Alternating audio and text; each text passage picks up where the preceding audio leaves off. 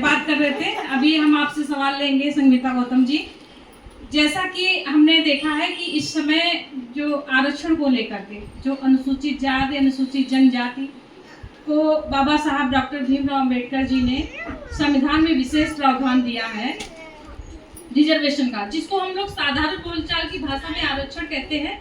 Actually में ये प्रतिनिधित्व है, हमारी भागीदारी है, रिप्रेजेंटेटिव। हाँ, और इसको हम लोग आरक्षण बोलते हैं, लेकिन ये हमारी भागीदारी है।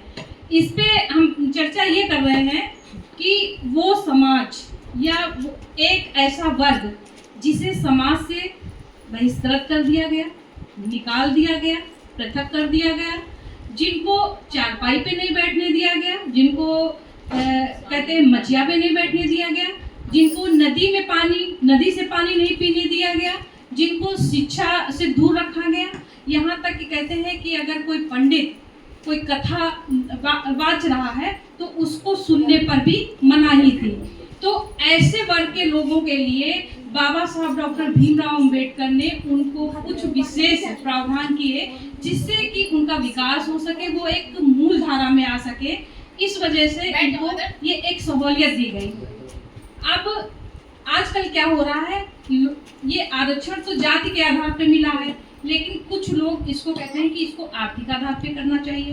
तो मैं आपसे ये सवाल कर रही हूँ कि जब जाति के आधार पर हमारे समाज को या एक वर्ग को प्रताड़ित किया जाता है, उसका शोषण होता है, उसके ऊपर न्याय अत्याचार होता है, तो आर्थिक आधार पे आरक्षण कहाँ तक उचित है, इस पे आप अपने विचार रखें। देखिए, ये जो रिजर्वेशन मिला है, तो ये जो सामाजिक रूप से और आर्थिक रूप से जो पिछड़े हुए लोग थे, जो हमारा समाज था, बेसिकली ये उसको उस समाज को ऊंचा उठाने के लिए ये प्रतिनिधित्व मिला है। अभी ये जो सुदामा कोटा की जो हम बात करते हैं 10% मिला है, तो कोई गरीब ब्राह्मण है, जनरल कैटेगरी का है, तो वो गरीब तो हो सकता है लेकिन अछूत नहीं हो सकता है। लेकिन दलित आदमी अगर गरीब है तो गरीब भी है और अछूत भी है, और बहुत बार पढ़ा लिखा भी है। महामहिम राष्ट्रपति जी जब इनसे पहले जो बने थे रामनाथ कोविंद जी, तो उनको मंदिर में नहीं जाने दिया गया। क्यों नहीं भाई जाने दिया गया? इतनी मतलब संवैधानिक पद पे, सर्वोच्च पद पर वो आसीन थे और उनको मंदिर में जाने नहीं दिया गया। तो वो इसलिए नहीं दिया गया, वो अनुसूचित जाति के थे, इसलिए नहीं उनको जाने दिया गया। तो ये जो अस्पृश्यता खत्म करने का, शिक्षा, शैक्षणिक और आर्थिक रूप से, सामाजिक रूप से जो भागीदारी मिले, बहुत दबा कुचला समाज, पिछड़ा समाज हमारा रहा है, वो जो लोग फॉरवर्ड हैं उनके बराबर में आए, इसलिए रिजर्वेशन दिया गया। ये एक मतलब भीख नहीं है, ये हक और अधिकार है। जिन लोगों ने बहुजन समाज के साथ में उत्पीड़न और अत्याचार किया, उनको शर्म नहीं है आज भी कि उनके पुरखों ने गले में हांडी तक टांग दी, झाड़ू कमर में बांधी, है ना, उनको सुबह शाम ठंडे में निकलने का मनाही थी। और ये जो रिजर्वेशन है, ये छत्रपति शाहू जी महाराज ने जब देखा अपने अस्तबल में कि कुछ घोड़े ऐसे थे जो हष्ट-पुष्ट थे लेकिन कुछ घोड़े कमजोर थे, तो उन्होंने सोचा कि क्या किया जाए। तो जो कमजोर घोड़े थे उनको अलग से दाना चारा पानी दिया गया, उनका अलग से ट्रीटमेंट किया गया, तो वो धीरे धीरे वो जो हष्ट-पुष्ट घोड़े थे उनके बराबर आ गए। तो ये वहाँ से आइडिया आया। कोल्हापुर रियासत में उन्होंने 50% आरक्षण दिया था उस समय, बताइए।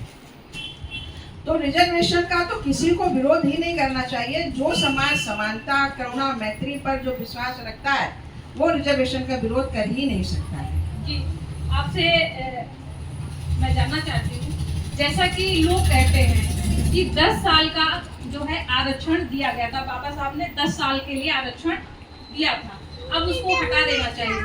जबकि जो लोग ऐसा बोलते हैं, शायद या तो उनको जानकारी नहीं है या ऐसे हवा में ही बोल देते हैं। उनको मालूम होना चाहिए कि ये जो 10 साल का आरक्षण दिया था, ये राजनीति के लिए था। और जो ये हम लोग बात कर रहे हैं भागीदारी की, ये तो जब तक जाति नहीं जाएगी तब तक ये आरक्षण या हमारा भागीदारी का ये जो अधिकार है रहेगा, क्योंकि जात के आधार पर लोगों को सताया जाता है और जात के आधार पर ही जो है ये भागीदारी का प्रावधान किया गया था। तो उनके लिए क्या कहना चाहेंगी जो लोग इसको हटाने की बात करते हैं? देखिए, ये जो चीज़ें हो रही हैं, आज भी रिजर्वेशन खत्म करने की एक वो लोगों ने एक आंदोलन छेड़ा हुआ है, सोशल मीडिया पर हम लगातार देखते हैं। तो जो ये पूना पैक्ट हुआ, जब गांधी जी अनशन कर बैठे तो बाबा साहब ने मजबूरी में हस्ताक्षर किए, जिसको पूना पैक्ट कहा गया। पहले क्या था कि उन्होंने ऐसी सीटें मांगी थी कि दलित समाज के ही लोग इलेक्शन में खड़े होंगे और दलित समाज ही उनको वोट करेगा, जिसका विरोध गांधी जी ने किया था। तो ये जो बाद में जो सीटें मिली, इसमें क्या हुआ कि सारे समाज के लोग जो आरक्षित सीटें हैं तो सारे लोग वोट करते हैं। इससे क्या हुआ कि जो हमारे समाज के जो दलाल लोग थे वो जाने लगे।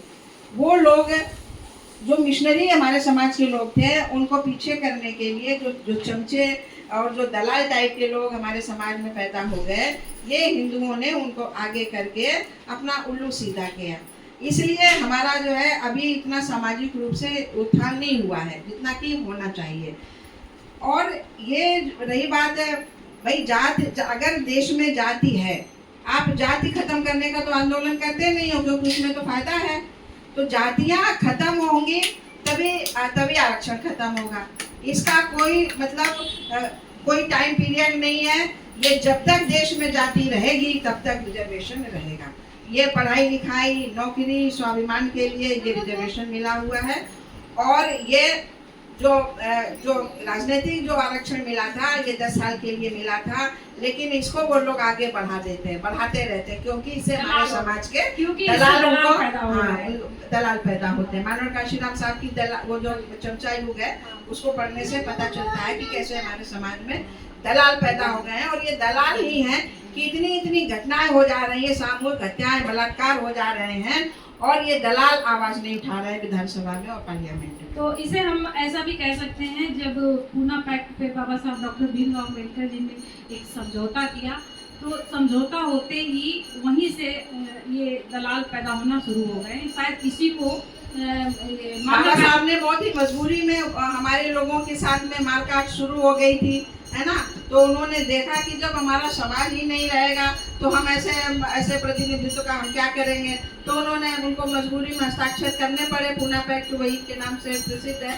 तो ये जो है बाबा साहब ने फिर जब साइन किया पूना पैक्ट पे, इसके बाद में 2 दिन बाद उन्होंने अपने समाज के सामने कहा, काफ़ी भावुक थे, रोते हुए उन्होंने ये बात कही है कि मेरे बच्चों, आने वाले टाइम में तुम इसको सुधार लेना। ये ठीक वैसा ही हुआ है जैसे उन लोगों ने केला खा करके छिलका हमारे समाज के ऊपर फेंक दिया। तो ये पूना पैक्ट का समझौता हुआ है, इसी युग को मानव काशीराम जी ने चमचा युग कहा। तो बहुत बहुत साधुवाद ललित कमांडर संगीता गौतम जी हमसे बात करने के लिए।